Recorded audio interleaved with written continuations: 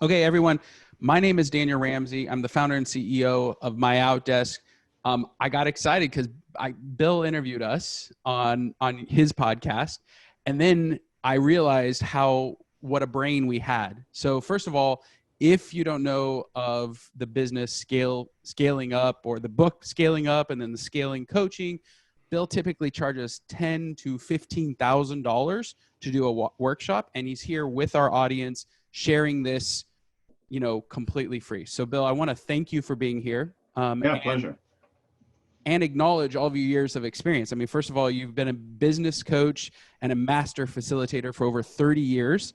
You spent the last 15 years doing coaching and training. You've led and owned 2 companies and was an executive in 2 other companies. So you have a lot of four plus 2.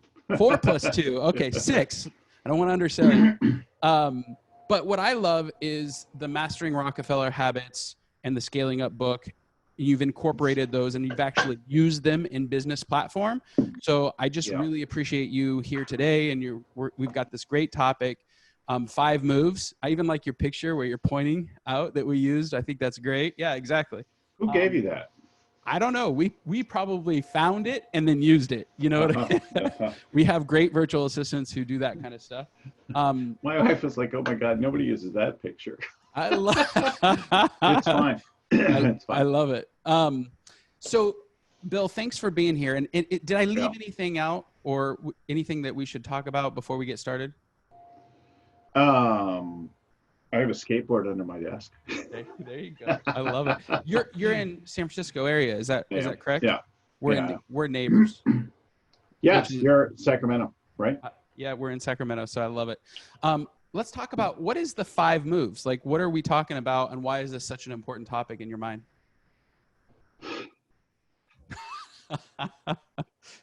Okay. Oh my God. So since the crisis hit, right before crisis, I'm traveling around the world, coaching companies, speaking at conferences, training trainers, developing curriculum around scaling. I'm working with all of this, and I'm in 7, 8 countries, and then the lockdown hits and I'm grounded, right? Right. Now I'm working actually with more people than ever before, just right here from my home, right? Let's do this. Because you're on video. Yeah. Right? That's just the green screen slide behind me. But this is my office, right? There's Elmo here, right? Elmo. Yeah. Elmo stands for enough, let's move on. I raise Elmo in meetings sometimes to remind people that it's time to wrap it up. Yeah. I love it. So anyway, I'm working with people all over the place, and I'm working more than ever. I'm just working from home, but people are in all different stages of crisis, right? If you were making masks and respirators, you have one kind of crisis. If you were in the delivery business, warehousing business, logistics, you have another kind of crisis. If you're in the travel and tourism or the events business, like I've spent hours the last few days working with an events company that's working on their pivot, you're in some kind of crisis right now. Or in this unprecedented global event. And yet, dealing with events is not unprecedented. Right. So I started to think about the things that I dealt with in the past. Downturns, black market days, starting in '87 and moving up through the 2001 and 2008.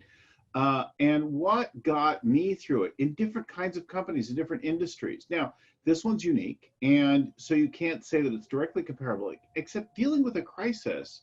There are really common things, whether it's foisted on yourself through an error, or your building burns down or whatever. There are some really common elements. And so I started to pull them together, not just the ones that I use, the ones our clients have used, right?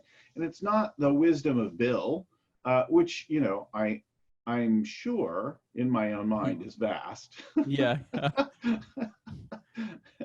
And maybe my grandmother and mother's minds, right, is infinite. Right. But in reality, right, we're talking about the collective wisdom of 200 coaches working with thousands of clients over a lot of years, and all of the best of gurus that have contributed to business, have grown and exited and done their work in business, that we're pulling together in the Scaling Up framework. So this isn't 5 of Bill's moves. Now, within this are the things I think a lot of people aren't talking about. So there are a lot of basic things people are talking about. These 5, I think, are less commonly being thought about, but are relevant, right? Yeah, makes sense. Makes a lot of sense. If you're listening right now, Bill has agreed to answer questions, and we're monitoring the chat. If you're live with us on Facebook, please go ahead and say where you are, your name, and the city and state that you're in. We like interaction. And also, whether you're live or in the meeting with us on Zoom, we're meant to be interactive. We've got his brain, so we get to pick it. So as we're going through, I'll monitor questions, and this is meant to be interactive. So let's get going, man. I really appreciate you being here and joining us today. So you want the first move? Let's go. Yeah. Right. So these moves in crisis leadership are about moving from surviving, which is the first thing, right? And we want to survive, but we want to actually get to thriving, and it takes something to get through. So the first step is the notion of leading without a plan. Yeah. I think so many of us think we've got to have the answers before we can talk to our people, before we can get to work on things. Mm-hmm. And that's just nonsense. That's some shit you made up in your brain about like what leadership means. Leadership is to hold the vision of the future, to assemble the team, but it's not your job to create every aspect of the plan or to even have a clear idea of it. I was dealing with a company just earlier this morning where the CEO is like, but I'm like, no, you don't have to figure it out. You want to know where you want to go and why it matters to you and the quality of the journey, but the team together can figure out how to get there.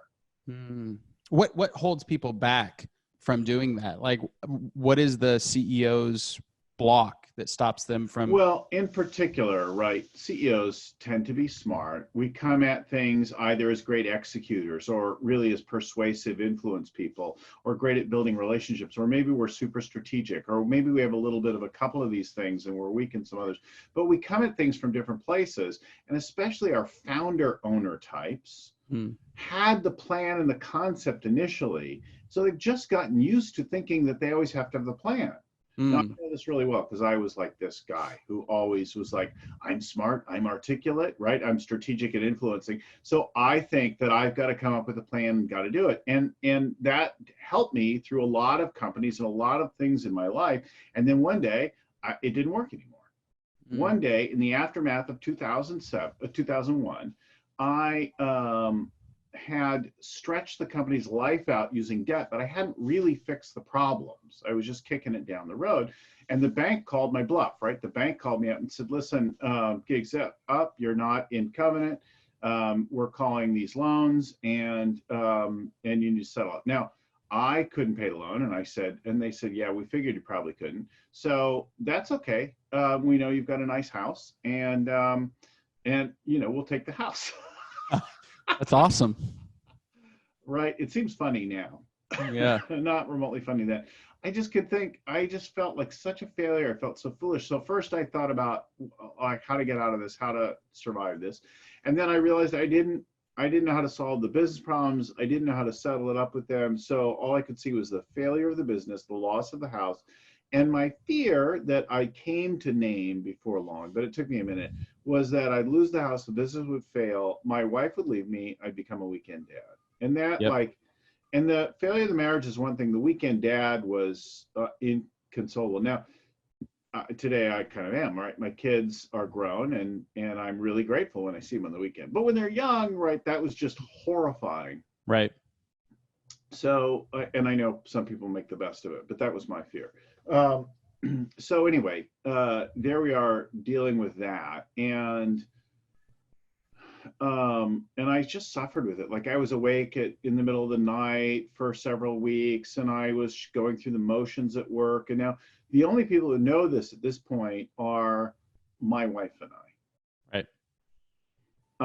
And I'm not really talking to her about it because I'm afraid of what she's going to say and she's expecting me to solve it, even though it's a company she founded and I'm just the CEO now.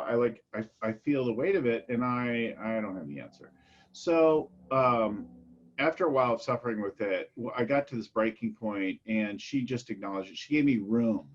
She said, look, I'm not going to leave you no matter what happens. We can go live with my parents. We can do lots of things. We can restart. You know how to restart. She said, but is that what you really want? Is that the example you want to set for the kids? Mm. And my kids were really young then, but it was really clear in my heart that like I wanted to show them how to fight. Yeah. How to like not buckle under. I knew how to restart, how to start a new business. I knew how to survive stuff. But like, so that inspired me, but I still didn't have a plan. So that meant I had to lead in a different way. Yeah. And given the gig was up on all that, I went to the team and I said, listen, guys, we're in a bit of a bind. The bank, you know, blah, blah, blah. They want to take my house, all that kind of thing. I don't really have a plan. Which sounds like terrible leadership, except then I said, but here's the deal. I'm not going to quit. I'm going to fight to the very end. They'll lock the door. The sheriff will come, you know, they'll do whatever. So I'm going to fight to the end. And I'll be honest with you. And I really would love your help to work through this, to fight through this. I understand if you got to go, but like, I would love your help. They all stayed and they all helped me work through it. And together we came up with stuff I couldn't figure out on my own. Sure. Together we collectively worked out a million different little decisions. Mm-hmm. And that was a huge shift in my style of leadership. I no longer had to come up with a plan. I had an idea, and the 10-year vision that I had still applied. So I just kept repeating that every day. And some days I'd read that thing out and I'd just cry in the middle of the meeting. And I'd just say, oh my God, I'm just so overwhelmed with how far this seems, but I'm not giving up. And that inspired the hell out of people, right? The courage to be open and raw and to carry on in the face of something, right? So you could lead like that. Fight like your company actually matters. Not like you could go, you know, drive Uber for a living. I don't think you can do that anymore unless Uber Eats maybe. Yeah. So, okay. I think I've broken this into a step. One, continue to hold the vision for the company and communicate that. Two, fight like hell. Three, ask your people for help. Do you have, what are the other steps around leading without a plan? Well, look, the key thing here that people aren't talking about is go get in communication. Go start communicating and engaging and leading. The job of the leader is to say, all right, here we go. Rally the team, assemble the team, rally the team, fill them with a vision. Maybe give them some rules of engagement, right? Your core values. Yep. But all right, what are we going to do? How are we going to solve this? But this notion that you've got to give them all the answers actually makes them small, holds them weak. I love it. Okay. Is there any other steps in this? No, that's it. Before we move on, anybody got any yeah buts, how buts, what ifs? Oh, look, we got a big one there. Well, that's our notes. So we've put. Oh, that's your notes. Okay. Yeah, good. we'll continue. We'll continue to take everything that's out of your brain and add notes. But yeah, I think it's all right. great. Keep going. Yeah. Yeah. Let's go. If anybody's got anything, just interject it. But I'm going to go on to the next one then. All right. So the next up is about expanding your emotional range, your emotional intelligence, your authenticity, the courage. See, some people think being emotional is a sign of weakness, right? Oh, I can't let them see me cry. No, you can. It takes courage, and courage is strength. So it's fine to cry. It's fine to laugh. It's fine to do all of it, to be a whole human. And the truth is, most of the time we have sayings like fake it till you make it, right? And when you put that, it's like icing on a mud pie. It isn't actually fooling anyone. They all know the truth. Yeah, and at a time like this, they really know. Nobody's great, right? There are moments that you're great, and then moments that you're despairing, moments that you're grateful, and moments that you're connected, and moments that you're moved, and then moments that you're sad and freaked out. Like you can have all of it because you're a human being, right? Now there's power and courage in a leader, but it isn't about being like one way all the time. Sure. Right? Stoicism's a really interesting thing, but the word stoic also can mean being emotionally flat, right? But you don't need to be a robot. You could be a real human. And in truth, that gives your people room to have a range of emotion. And in truth, when you cover something up, when you fake it till you make it, you're actually just suppressing that feeling and prolonging it. So if you name the feeling, you're leaning into the move and you're moving through it rather than trying to hold it back. You hold it back, it hangs out longer. Just lean into it, you move quickly through it, So you laugh one minute, you cry the next, and and then you have a range for all of humanity. And it's just part of taking care of yourself, right? Yep. So I know people are doing their best to exercise more. They're trying to eat right in spite of the volume of chips they're consuming in this period. Yeah. What's the extra drinking, but what's the the emotional world space. what's the world what have you seen your clients doing when it comes to name that feeling, when you're coaching your clients and helping these corporations and these larger, enterprise level clients? What do you see them going through this name that feeling, and how are leaders pulling that out of their team? So really, there are a lot of different practices you could do around elevating emotional intelligence and mindfulness and stress management and that kind of thing. The Yep. one that I'm pointing to now is far less common and is just about noticing how you're feeling. So that's self-awareness, right? Yeah. Mindfulness. Yep. Mindfulness is simply self-awareness. And then just calling it out is actually a practice of acceptance. If you call it out in a public way, even better still. Wow, I'm feeling off, right? If I get weird on stage in front of 1,000 people, but I name it, it becomes a powerful thing. If I keep trying to like handle it in my own head, I forget what I'm saying. I look weird. People could tell something's wrong, but they don't know what. Right. But if I just call it out, I'm like, oh my God, I just spit on the person in the front row here. I'm sorry. Instead of being like, oh my God, I spit on the person in the front row. Then I've got a whole internal conversation. I forget I'm talking to 1,000 people. Right. The same thing's true with a leader. Something throws you off, just call it out. Go with it. Yeah, I love it. Yeah. Okay. What's John says that he feels this is so true, that he has to perform at 110%, and that's very difficult right now. Well, maybe you could just reframe what 110% means. Because John, like a lot of us, probably 110% kind of person, right? Right. But 110% certainly includes your feelings. Feelings don't last. They have some power. They reveal something, but I don't get overly attached to them. The only way they become really mischievous is if you try to suppress them. So just lean into it. Include that. Have that be part of your 110%, right? Yeah. Live fully alive. And you'll remember this as the time that developed you as a human being. Love it. What's next move? All right, next up is about radical requests. So a lot of people are talking about cash improvement. And it'd been really great if you had this fortress balance sheet before the shit hit the fan. But most of us didn't, right? And maybe you had a little bit of something, right? Some reserves. And maybe you have something, but you don't want to like wipe it out overnight to make everyone else okay, but not you. So radical requests are an access to improving it. This is a very non-technical access. But if you think that we're all in this together, then why should you be bearing the brunt alone? Why should bankers, employers, landlords, suppliers, why should everybody else be spared the pain? Let's all work through it together. Let's shoulder that weight together. It's not your job to lose your house in service of everyone else, right? So I kept, like, back in that 2001 aftermath, I kept my house. We produced a breakthrough. We doubled the company. We improved the cash and the position of the business. Your job in your access to doing this is making really radical requests. By radical, I mean not ordinary requests like, hey, could you give me a little break? No, I need a year of free rent. Yep. I don't know if I have a business. Or, look, we still have some kind of business. I'm going to need something. I need better terms. I need some different logistics. I need, like, what do you need? And instead of being confined to what's been normal and useful, ask for what you really need. And the way to do this and not be a jerk is to be aware of what you're asking of someone, the world they live in.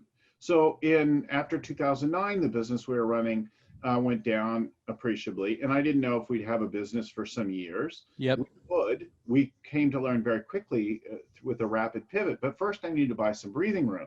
So I went to all my suppliers. I went to people, including one of the first people I went to is my landlord. And I said, listen, I need a year of free rent. I don't know if I have any business at all. I'm going to lay people off. I'm going to do all kinds of things. And he gulped and he said, well, this is not provided for in the lease agreement or whatever. And, Yep. I expect you to honor this thing and to manage it because you're the business owner and you've signed a guarantee and you have certain assets. And so he wanted me to make him whole. Like that was his first thing. And I said, okay, listen, I got that and I'm not doing that. I am not going to wipe myself out to make right a whole personally, to make right a business thing. If this is a business transaction, it's a business lease, it's whatever. And I am not giving up my retirement accounts in my house to support this. But I will work with you within the business. And I need a year of free rent. And in return for which I'll do something. Like, I don't know. What do you need? What could I do? And he said, okay, I'll give it to you. I want you to report to me quarterly, give me financials and an update to show that it's still needed and warranted. I'll give you that partnership.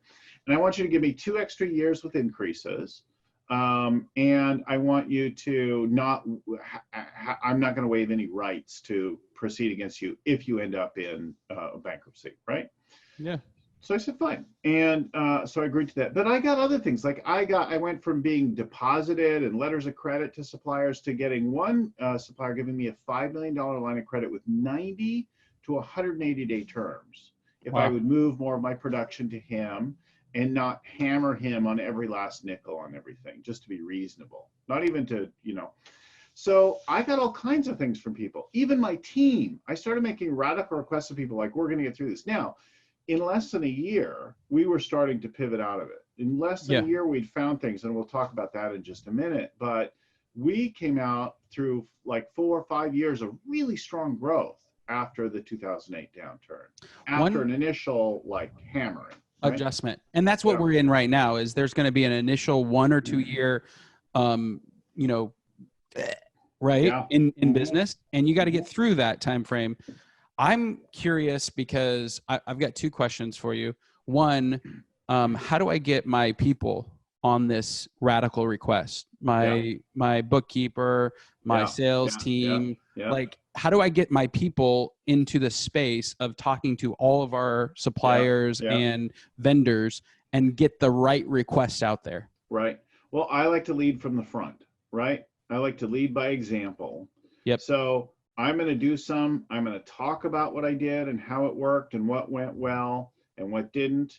I'm going to work through it with them. And then I'm going to ask them to do what could they do. And I'm going to keep nudging them up, right? Like developing any person or any leader in the business. I'm going to have them make a list of radical requests they could make. Then I'm going to have them practice one. Then I'm going to have them go do one. Then I'm going to do them some encouragement. Then I'm going to have them do another one, right? Yeah. So you're building a whole culture around this. Now, the key though is it's not about getting over on people or taking advantage of. It's what do you really need? And it's fully respecting and appreciating the ask of the other person. I make a radical request of you. Mm-hmm. I fully appreciate and acknowledge what I'm asking of you, what it represents, who you are. And when I come from it from that place, the chances of it going well are very, very high. Right. Here's another, like I'm going to be devil's advocate. And I think a lot of people on this call might be having a similar situation. What if radical requests are happening to you because you are somebody's vendor or you are somebody's supplier and you're like, holy crap, I've got a reduction in revenue. My expenses are more. Yeah. And now I'm having all of my people, my customers try to stretch out payment. Yeah. And they probably will. Yeah. So they probably will. I had a client very early on. This is a 7-year client, a company I've been coaching, operations in 3 countries, 6, 7 cities, and they came to me and they said, our business is effed. We have to cancel our work with you. Really appreciate it, but game's up. And I said, no, you don't get to cancel our work. I'll gladly credit you 100% until you get on the other side of this. But I will get you through this thing. I'm your partner. I've been your partner as we've grown up, and now you're in a crisis, and I'm not abandoning you now. And if you need 100% credit, you've got it. So they came to cancel. I told them, no, I get it. I've had other people come and say, we need a 20% reduction. That's been the most common thing I've had. I need a 20% reduction. I had 1 or 2 clients not renew their work. And then I had somebody else just ask for 50% the other day. Yeah. And I'm like, wow, really 50%? Like, I'm working really hard. And I think you need me. But of course I gave it to them because they needed it, right? And they laid the case out. I made them tell me what was going on and that kind of thing, most of which I knew because I'm the coach. But things had developed since we'd last spoken. So anyway, I gave them the room, and I'll get them through it. And each of them either has a great business on the way or in motion or potential or like that kind of thing. And if not, it would be scummy of me not to help them in that time frame. What if you have, I understand that you're a coach and, a very high performance one, but what if you had cogs associated with them? Right, then I would just try to work it out. So I am now working with more people, more hours of the day than I was working before, substantially. And I'm making less per client right now as a result of the extra things that I've done for people who've needed heavily discounted stuff. Yeah. I have also noticed, though, that some of the people who ask for, especially new people who are asking for 100% free, are not always putting the value in that work. So I'm letting people pay something rather than nothing in most cases because it has them value. There's some value to it, right? Yep. But you're working it out. I've had people in turn offer me deals on things, my suppliers. Right. So we all shoulder it and we figured it out together. I love it. Okay, what's the next step? What's the next move? Okay, so the next one you've been hearing about, we've been dealing with flexible execution. Right. We've been having people work remotely. So you're setting up your teams to work remotely. You're setting up VPN access. You're on Zoom 1 million hours a day. You're trying to figure out what cadence of that works. I find myself going long on one call and then late to the next one. And there's all kinds of, like, you're having to figure out this work. I think one of the things that's really missing right now, so there's missing some of the like social and play side and connecting with the team. Right. It's a little bit hard to do, but I have had some teams now start to do a little bit more play, like they've had a happy hour and they've done some things like that together. And what I notice is that you can't do well with that with more than 4 people. So if you're going to start that, you open 4 people. And then you start you open everybody, then you break people into little groups of 4, and then you give people a warning after 5 minutes, and you put them in another group and let them talk in another group for a little while. Or you got to break them into some smaller groups because you can't have 20 people on. Then you'll only have the verbally dominant people like me on, and that's not good for the world. Right. So, but probably the biggest thing I see is the lack of dashboards and visibility. So we say that great execution is about setting priorities. So you gotta change. You might not want to. You definitely don't want to change your long-term visions, your 3-year, 5-year, 10-year kinds of things. Yep. And even your 1 year, I wouldn't abandon them. I'd look for creative ways to achieve them, but I wouldn't change the goal or the vision.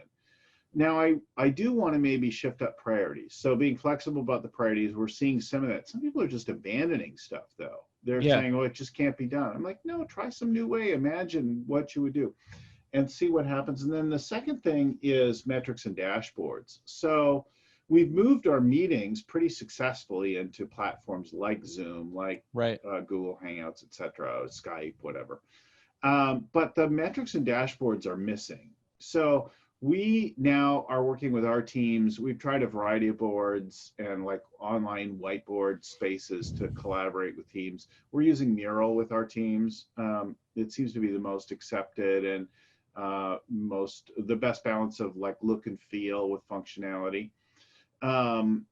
But the ongoing dashboard, so week in, week out, day in, day out, what are you using? Well, we have software in the Scaling Up world. The Scaling Up scoreboard is available. You can go to scalingup.com and just get that. You can use that for daily huddles, for weekly meetings. But whether you use that system or whether you create a Google sheet that you share and look at together online, you got to have something so that people know whether we collectively are winning or losing.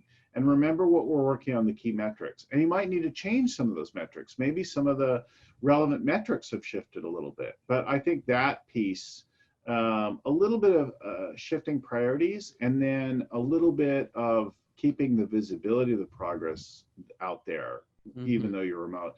Because if you had whiteboards before, that isn't going to work now. Like, Right. you know, a regular dry erase whiteboard in your office. That's Yeah, not gonna work. you wouldn't suggest that teams change their metrics, though. I mean, like, we track conversations and presentations and sales, and you know what our retention looks like. We track. There are systematic things that as a company we've always tracked. You wouldn't change that, would you?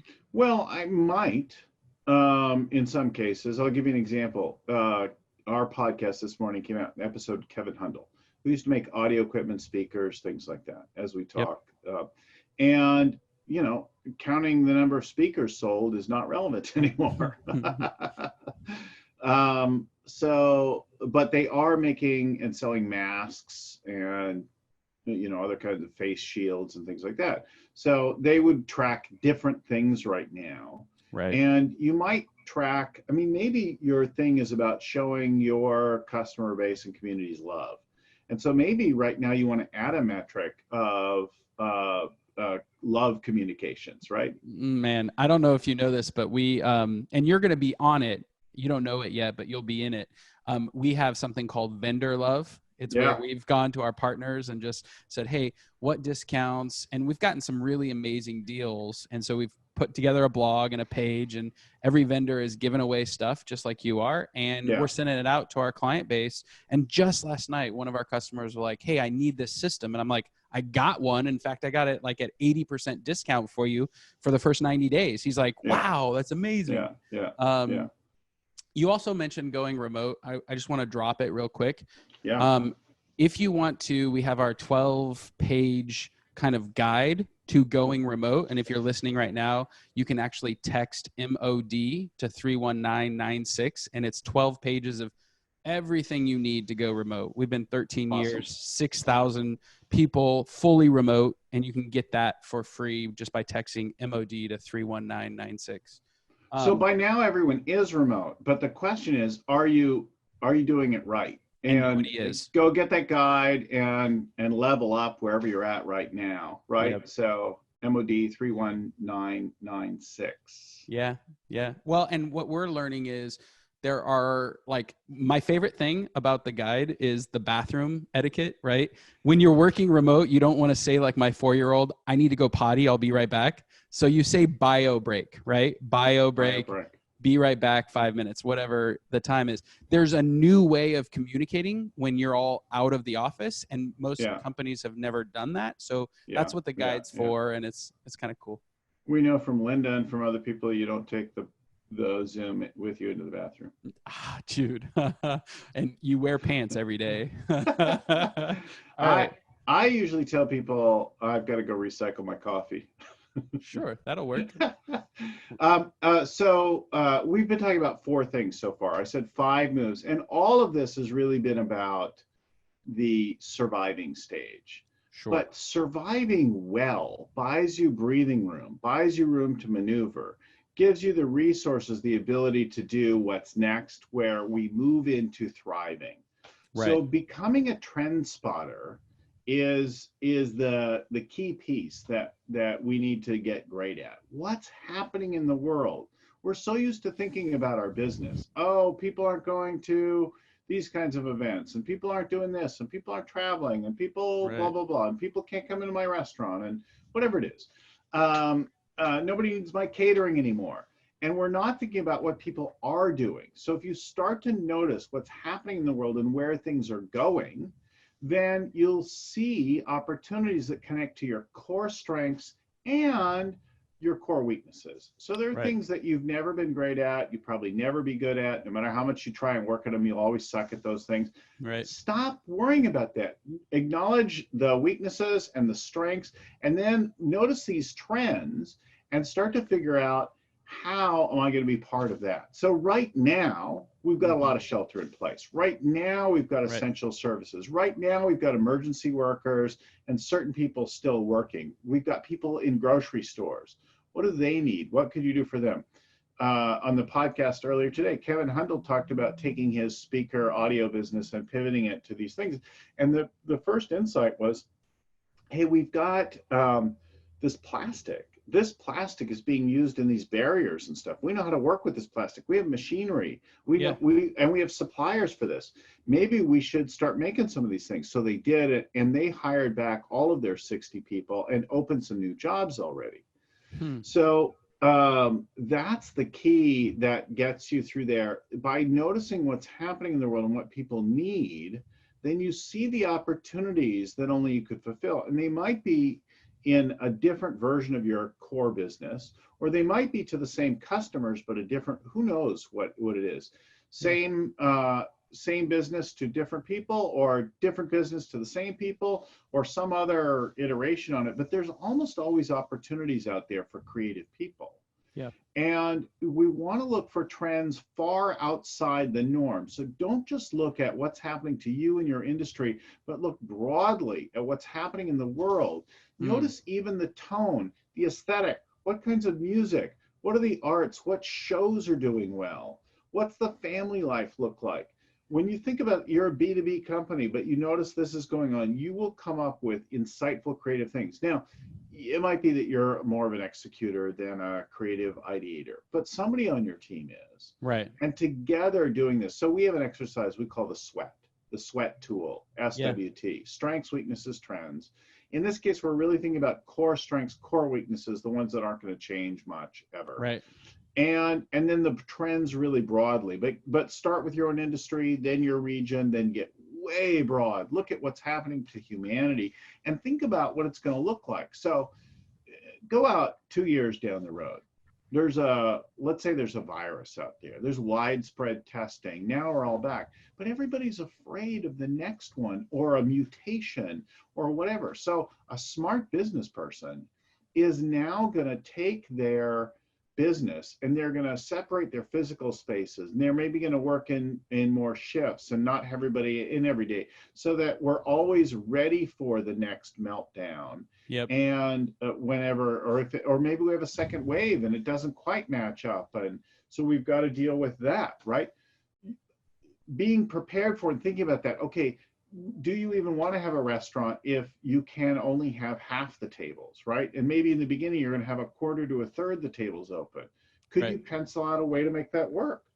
Yeah, I think one of the questions that I have is, like, even the speaker maker, like, how much does he pivot away from speakers and into this new PPP stuff, like protective, like, and that's a concern for any business owner, right? Let's say I'm an insurance guy and nobody's going to buy insurance. So now what I mean, like, I'm curious, like, how do you balance my vision? The thing is, probably people are always going to buy insurance. Maybe the kind and the cost and the what they're insuring and changes a little bit. People are going to even buy audio products. Maybe not the certain things they were selling, but then other things they're going to buy. Right. So there's always something going on.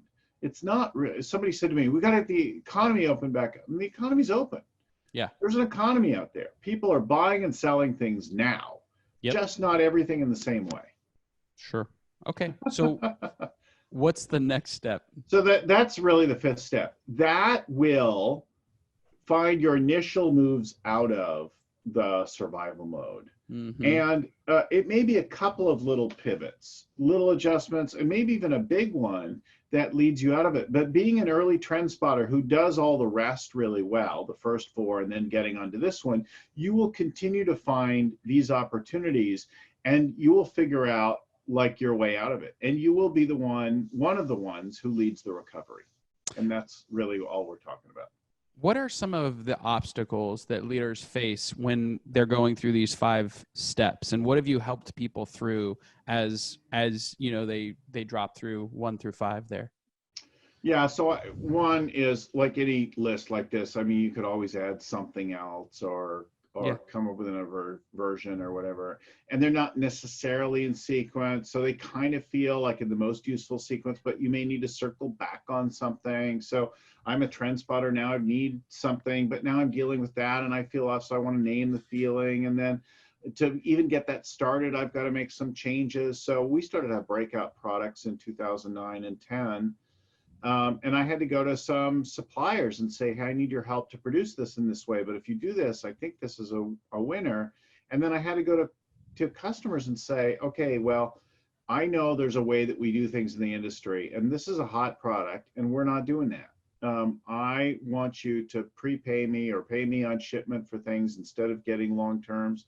But in return, you're going to get this best-selling product. You're going to get it before everyone else and like that. So there are opportunities to loop back on these things, right? Negotiate. Yeah. What are some of the other obstacles? Well, at each stage, right, you have to keep dealing with you. You're saying I'm an obstacle? What are you talking about? The bottleneck is where? Yeah, me. Yeah, At the top of the bottle, right? Yeah, so yeah. one of the key barriers you have to overcome is the guy in the mirror or gal in the mirror, and that's a good news, bad news thing, right? Like you have a company or had a company that was perfectly matched to who you were, right, and in perfect balance with it. And now you want to level it up, and now it has new problems. Well, you could go and introduce new things into the company and new practices and products and things like that. But if you don't alter the way you've been leading, then you'll just end up back where you were again. You'll level up for a minute, and then you'll pull it right back down again. You have to keep dealing with yourself as you implement new things and make new changes, because you're the beginning and you're the source of this thing as a leader. Even if you're not the ultimate leader of the company, you lead a particular department, and then the department is a ripple of you and your behavior and that kind of thing. So always like dealing with you, right, is the great news about it is it's so much easier to work on you than anybody else. Complete control. It's just not as much fun. Like I'd really like, whenever something's going wrong, I'd like everybody else to go fix and change themselves and just keep being me. But yeah. What one thing that a lot of our clients have been asking is like, how do I get my team to transform when they want to continue to do the same stuff? You know, and even though we're in this new reality and we have a pivot and we need forward momentum in a new direction, how do I get them to be on the bus? And that's probably a big part of what your work that you do. Well, you have to be willing to let people get off.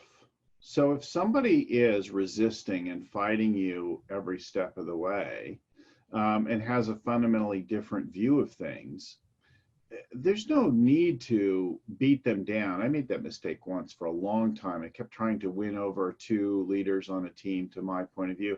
And as soon as they left, we actually started to get a lot better. And looking back at it, I don't think that their particular idea for the strategy was really that appropriate for us. But it wasn't invalid. It was not one I wanted to do. And I had a control of the company. I had a substantial ownership, and I was the CEO. So it was, we just weren't going that way. And to have them continue to resist what I was doing after a short period of time was ridiculous.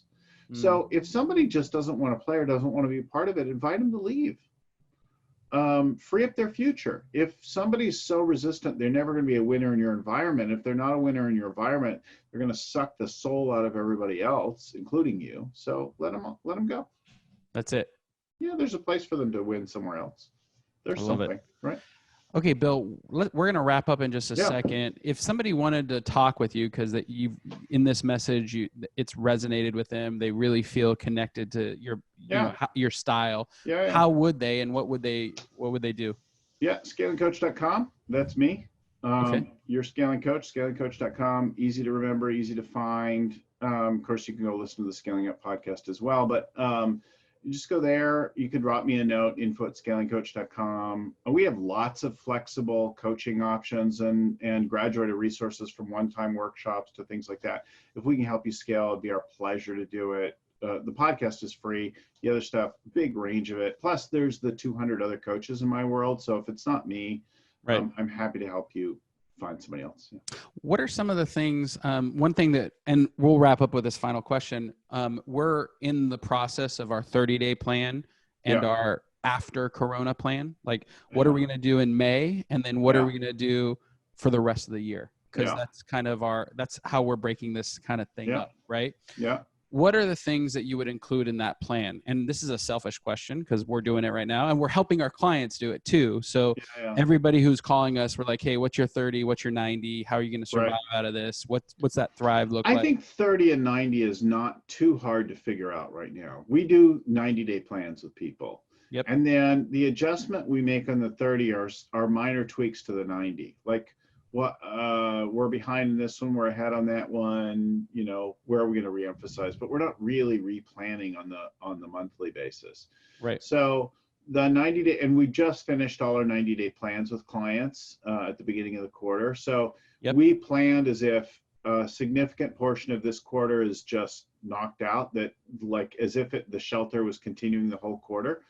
And then what comes after? Whoa. Yeah. I want to make sure that we line this up. So you're saying Q2 business is going to continue to be flat or down or like wild, all Q of 2. Yeah. All Q of 2. That's funny. All Q2, right? Okay. April, May, June, all the way through June, right? Okay. Good. And then because so we in San Francisco, the Northern California Bay Area, they just announced that we still have shelter order till the end of May. So June 1 is the earliest we now see. I thought it was maybe going to be earlier, but it's not. Other places have opened up already this week, and some places haven't been under any control at all. Yeah. So if you're under some impact now, which even if you're in a non-shelter state, you're probably impacted some way. So I would assume that it will continue and that it will ease very slowly.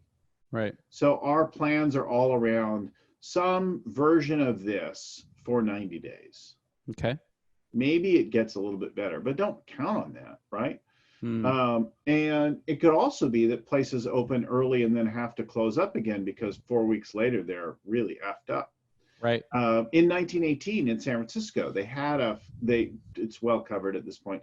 They had a celebration and they rang a bell and everybody took their masks off. And like 3-4 weeks later, they were overwhelmed again. Yeah. Yep. So I think that while there may be opportunity for some easing of some restrictions, and if I was mayor or whatever, I might have done it a little bit differently. But I think it's going to be slow. So even if you're allowed to be in a restaurant, you're not going to want to sit next to a table of other people. Right.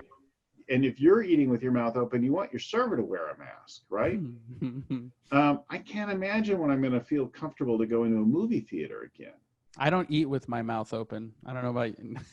I only chew with my mouth open. Chew and talk. Right, exactly. Okay, so anyway, that's that. Then the rest of the year, slow easing, possible return for periods of time. So perhaps some relapse into things like that. And then by the fall, we could have a whole other round. Now, hopefully we'll track it better and we'll be testing better. And maybe, like miracle of miracles, we have universally available testing of both antibodies and current virus. And we'll have great tracking and we'll do hard limited shelters and it'll all be awesome. And then 2 years from now, right, maybe a vaccine. But even then, right, that's a future that people will still be worried about it, right? At the airport, unless you've got the special access super pass, you are still taking your shoes off. You still have your toiletries in the thing. You still hold your hands over your head and take your wallet out and get a super body scan. Yep. That's 2000. That's 19 years ago. We're still living with that. So we will find a way to live with something like this forever. There you go. All right. Bill Gallagher, thank you so much. Scalingcoach.com. That's such a down note, right? I know. But it speaks to the resilience and the creativity and the ingenuity and the beauty of humanity, right? Yep. I love it. If you're listening and you wanted more information about MyOutDesk or Bill, definitely text the MOD to 31996. You'll get your free Going Remote guide. Bill, we've got a link to the Rockefeller Habits 2.0 Scaling Up book and also your website on the show notes. Thank you so much. Yeah, a lot of links. We got all the links, guys. It's the Rockefeller Habits is one of my favorite books. I mean, in the whole world. It's like Business 101. So I think it's a great book and it's a great read. Again, I just want to thank you for your time today. Oh, it's a real pleasure. Thanks for having me on and to speak to your crowd. So my pleasure. Yeah. Thank you so much. Bye-bye, guys.